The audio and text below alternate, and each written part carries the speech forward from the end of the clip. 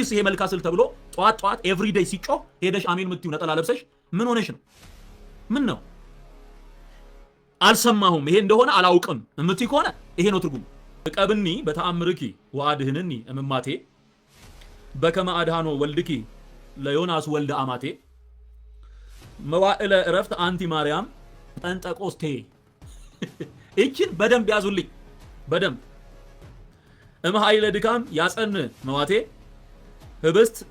ህብስተ ስብሐትኪ ወፍቅርኪ ስቴ። እንግዲህ በተአምርሽ ማርያም ሆይ በተአምርሽ ከመከራ አድኝኝ ብሎ ነው የሚጀምረው። ከመከራ አድኝኝ በምንሽ? በተአምርሽ ከመከራ አድኝኝ። በከመ አድኃኖ ወልድኪ ለዮናስ ወልደ አማቴ። የአማቴ ልጅ ለተባለው ለዮናስ ዮናስን ልጅሽ እንዳዳነው እዚህ ልጅሽ እንዳዳነው ዮናስን በትንቢተ ዮናስ ላይ እንደምናነበው ታሪኩን በአራቱ ምዕራፎች ላይ እንደተዘገበልን አልታዘዝ ብሎ ወደ ተርሴስ ሲወርድ በመርከብ ሲሳፈር እግዚአብሔር ባህሩን አናወጠው። ከዛ በኋላ ማን ነው በደል የሰራው ተባብለው ተነጋገሩ። እጣ ወጡ። እጣው ዮናስ ላይ ወደቀ። ወረወሩት ወደ ውሃ ውስጥ። ከዛ በኋላ 3 ቀን እዛ ከቆየ በኋላ እግዚአብሔር አሳውን አዘዘው። ዮናስን በየብስ ላይ ተፋው ይላል። አሁን ይሄን ታሪክ አመጡና ልጅሽ ዮናስን እንዳዳነው ወልደ አማቴ መሆኑን ራሱ አይታወቅም እንዳዳነው አንቺም እኔን በተአምርሽ አድኝኝ። ታድናለች ወይ? ቆይ ማርያም ሲጀመር እግዚአብሔር ራሱ ነው ዮናስን ወደ ውሃ ውስጥ እንዲወርድ ያደረገው። የእግዚአብሔር ይሄ መለኮታዊ የሆነ ችሎታ ነው። there is no one can do this። ማንም ሰው ይሄንን ፍጡር የተባለ ሊያደርገው አይችልም። አሳውን አዞት አሳው አፉን ከፍቶ ሲወረወር ቀጥታ ዴሊቨሪን ያደረገው ወደ አሳው ሆድ ውስጥ። ይሄ የማስራ ነው፣ የመለኮት ስራ ነው። ማርያም እንደዚህ ልታደርግ አትችልም። ይሄ መለኮት የሚሰራው ኦኬ ዲቫይን ኦቶሪቲ ነው። ይሄ ማንም ይሄንን አያደርግም። ማንም አያደርግም። የእግዚአብሔር የብቻው የሆኑ የማይነኩ ነገሮች አሉ። ነብዩን ሲመርጠው ጀምሮ አልታዘዝ ሲለው ደግሞ ወደ አሳ ውስጥ ሲያስገባው ወደ አሳ ሆድ ውስጥ ሲያስገባው ከዛ ደግሞ አውጥቶ ሲተፋው ሂድና ተናገር ሲለውና ያለ ይሄ ዲቫይን የመለኮት ጉዳይ ነው። ይሄ የመለኮት ነው። ማርያም ይሄንን ልታደርግ አትችልም።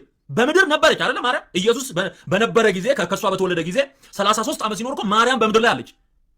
ወንጌል ላይ እንደዚህ አይነት ነገር ማርያም አደረገች ተብሎ ተጽፎላ ካልተጻፈ በምን ሂሳብ ነው እንዲህ አይነት ድርሰት የሚደረሰው? አንቺስ ይሄ መልካስል ተብሎ ጧት ኤቭሪዴይ ሲጮህ ሄደሽ አሜን ምትዩ ነጠላ ለብሰሽ ምን ሆነሽ ነው? ምን ነው? አልሰማሁም ይሄ እንደሆነ አላውቅም እምትይ ከሆነ ይሄ ነው ትርጉም። እንዴ ይሄ ነው። የባሰው ደግሞ አለ። ምን ይላል? መዋዕለ ዕረፍት አንቲ ማርያም ጴንጠቆስቴ። ጉድበል ጎንደር ይሄኔ ነው ያቂ ተናግሬበት አላውቅም። ባይዞ በዚህ ጉዳይ ስመረምር ጴንጠቆስቴ ማለት መንፈስ ቅዱስ ማለት ነው። 50ኛው ቀን ወይም ደግሞ መንፈስ ቅዱስ የወረደበት ዕለት።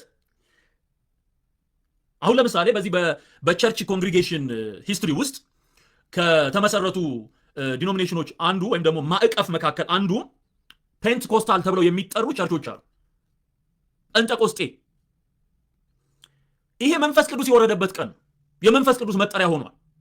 ኦኬ ማርያምን በመንፈስ ቅዱስ ቦታ ላይ ተክቶ ዕረፍት አንቺ ነሽ።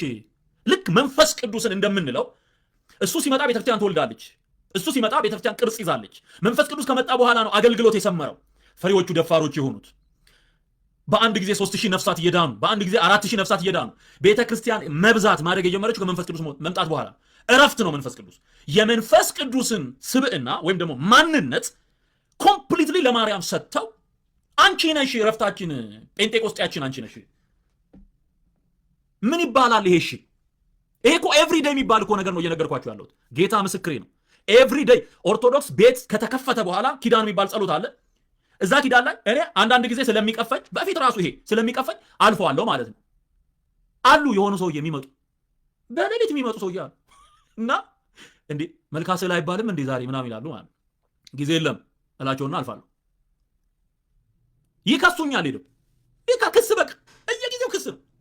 እኔ ባይዘው ያልተከሰስኩት አይነት ክስ የለም። እዛ ኦርቶዶክስ በማገለግል ጊዜ ያልተከሰስኩት አይነት በቃ ድሮውንም እኔ አይገባኝም እንጂ ጌታ ይፈልገኝ ነበረ። ዩሲ ምልክቶች አሉ። እንዳልቆይ ነው እግዚአብሔር ከዛ ቦታ እንዳልቆይ ነው ይፈልገኝ ነበር ቶሎ እንደወጣ